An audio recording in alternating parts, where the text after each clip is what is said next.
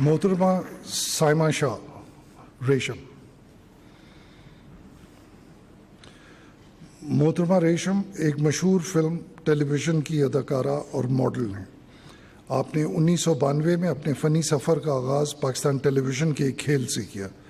آپ نے 1995 میں اپنی پہلی فلم میں مرکزی کردار ادا کیا۔ آپ 90 کی دہائی کی لالی ووڈ کی سرکردہ اداکارہ تھی۔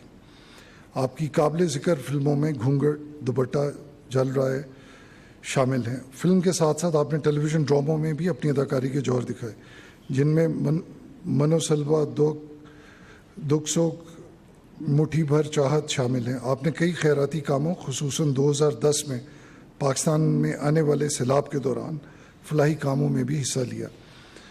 فن، فلم، ٹی وی، اداکاری کے شعبے میں آپ کی غیر معمولی کارکردگی کے اعتراف میں صدر اسلامی جمہوریہ پاکستان نے محترمہ سائمہ شاہ ریشم کو صدارتی اعزاز برائے حسن کارکردگی عطا کیا ہے۔